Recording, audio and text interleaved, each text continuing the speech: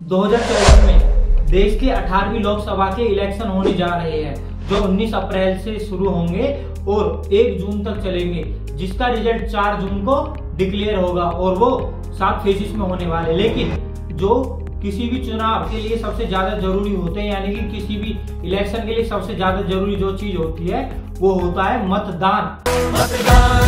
मतदान देने जाएंगे। और मतदान के लिए सबसे ज्यादा जरूरी जो चीज होती है वो होता है मताधिकार का होना। तो आज की वीडियो में हम मताधिकार के बारे में सीखेंगे, यानी कि राइट टू वोट के बारे में सीखेंगे कि इसकी शुरुआत कैसे हुई और कैसे हमें ये अधिकार देखने को मिला हमारे देश में। तो शुरू करते हैं अपनी इस वीडियो को और जानने की कोशिश करते हैं इस मताधिकार के बारे में। तो मताधिकार जो 2 शब्दों से मिलकर बना है, मत यानी कि वोट, अधिकार यानी कि राइट।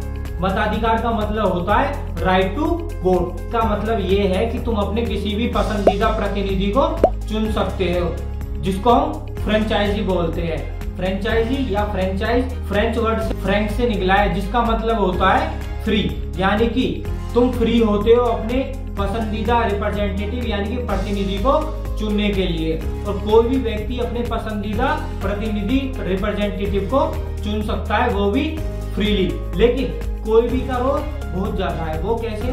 कोई भी को यदि कोई चीज डिफाइन करती है वो है एडल्ट सिटीजन, यानी कि हमारे देश में जो लोग एडल्ट होंगे, यानी कि जो सिटीजन नागरिक एडल्ट होंगे, उन्हीं को ये अधिकार मिलेगा और बाकियों को नहीं मिलेगा। जैसे कि इंडिया में जो मिनिमम वोटिंग एज रखी गई है वो है 18 साल, लेकिन ये अलग अलग देशों में अलग अलग हो सकती है, जिसकी बात हम आगे इस वीडियो में करेंगे। और यदि अब यूनिवर्सल एडल्ट फ्रेंचाइजी को समझे, सिर्फ सिंपल ये कहता है कि तुम अपने देश में बिना किसी भी भेदभाव के अपने पसंदीदा प्रतिनिधि यानी कि रिप्रेजेंटेटिव को चुन सकते हो, बिना ये सोचे कि तुम किस जाति से आते हो, किस धर्म से आते हो, तुम जेंडर में यानी कि मेल हो या फीमेल हो, बिना किसी भेदभाव के तुम अपने प्रतिनिधि को चुन सकते हो।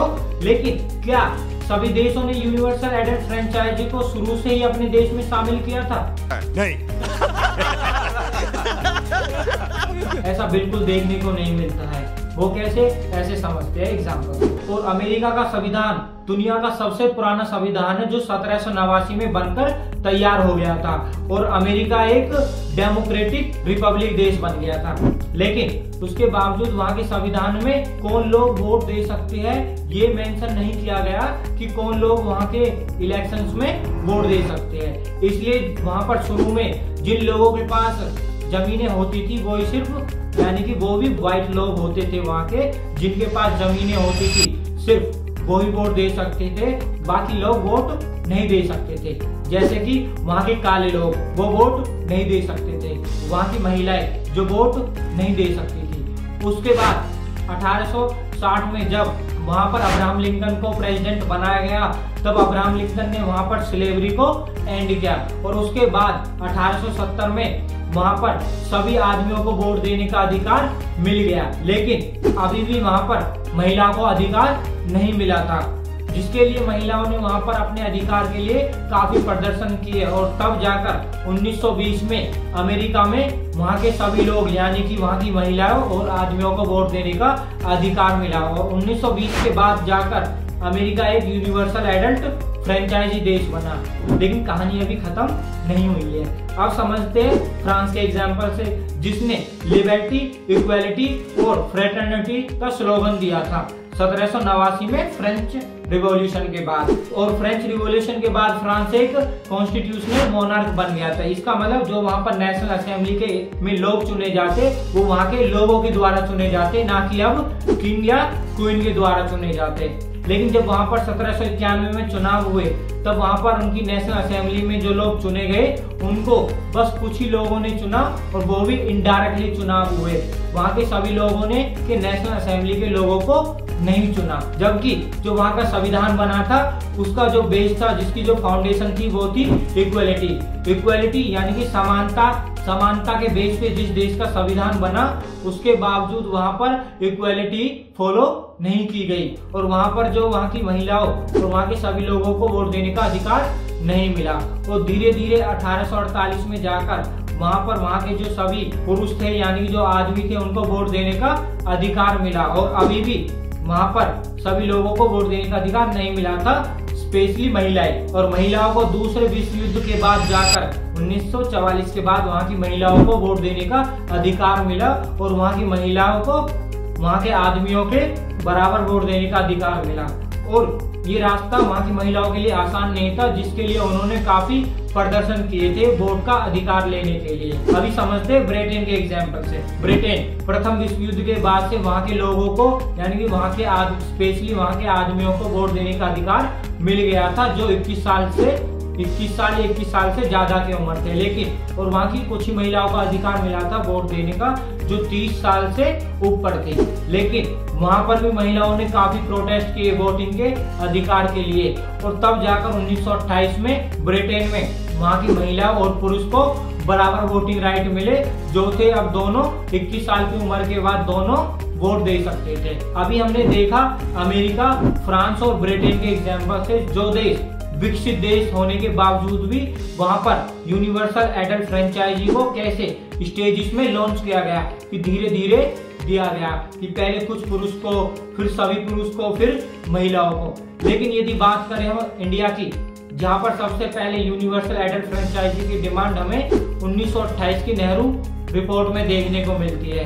यानी कि नेहरू रिपोर्ट में सबसे पहले यूनिवर्सल एडल्ट फ्रेंचाइजी की डिमांड की गई थी। उसके बाद इंडिया ने अपना संविधान बनाना शुरू किया तो उसमें यूनिवर्सल एडल्ट फ्रेंचाइजी को डेमोक्रेसी के पिलर की तरह एडॉप्ट किया। और जब संविधान 26 जनवरी 1950 को लागू हुआ, जब हमारे देश में यूनिवर्सल एडल्ट फ्रेंचाइजी भी लागू हो चुकी थी। इसका मतलब जब हमारे देश में 1951 जो चुनाव हुए थे वो यूनिवर्सल एडल्ट फ्रेंचाइजी के बेस पर हुए थे कि उसमें किसी भी प्रकार के कोई भेदभाव नहीं था कि कौन वोट दे सकता है और कौन वोट नहीं दे सकता है। यानी कि जो हमारे संविधान में सबसे पहले मिनिमम वोटिंग की आयु रखी गई थी वो थी 21 साल। इसका मतलब जब हमारे फर्स्ट चुनाव हुए थे उसमें वो लोग वोट दे सकते थे जो 21 साल से ज्यादा के थे। और इंडिया में जो वोट देने का अधिकार देखने को मिलता है वो हमारे संविधान के आर्टिकल 326 में देखने को मिलता है, जिसके अनुसार देश में जो भी लोकसभा और विधानसभा के चुनाव होंगे वो यूनिवर्सल एडल्ट फ्रेंचाइजी के बेस पर होंगे। 61वें संशोधन 1989 के बाद इंडिया में मिनिमम वोटिंग आयु 18 साल रखी गई। उसी तरह से अमेरिका, ब्रिटेन और इंडिया में जो मिनिमम वोटिंग आयु देखने को मिलती है वो 18 साल है। और डेनमार्क और जापान जैसे देशों में ये 25 साल है। और वहीं पर ये नॉर्वे जैसे देश में 23 और वहीं पर स्विट्जरलैंड में ये 20 साल है। यूनिवर्सल एडल्ट फ्रेंचाइजी अपने संविधान के बनने के दौरान इसको एडॉप्ट कर लिया था। तो इसका जो कारण देखने को मिलता है वो हमें देखने को मिलता है हमारे प्रस्तावना यानी कि प्रेम्बल में।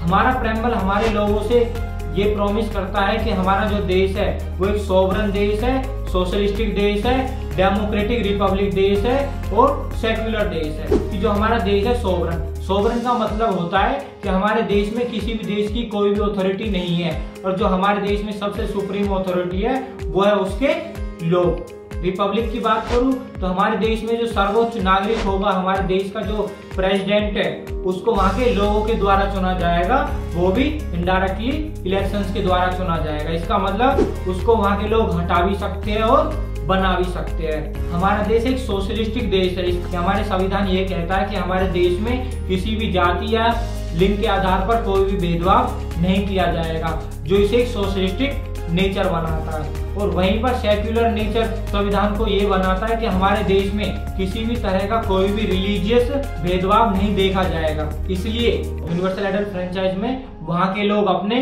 प्रतिनिधियों को बिना किसी भेदभाव के चुन सकते हैं। इससे कोई फर्क नहीं पड़ेगा कि वो किस जाति से है, किस धर्म से है, मेल है या फीमेल है। यूनिवर्सल एडल्ट फ्रेंचाइजी फाउंडेशन होती है एक डेमोक्रेटिक देश की कि जब वहाँ पर इलेक्शन होंगे तो वहाँ के लोगों के द्वारा वहाँ के प्रतिनिधि चुने जाएंगे। लेकिन ये जरूरी नहीं है कि यदि किसी देश में इलेक्शन हो रहे हैं तो एक डेमोक्रेटिक देश होगा। जैसे कि चाइना में रेगुलर इलेक्शन होते हैं लेकिन वो एक डेमोक्रेटिक देश नहीं है।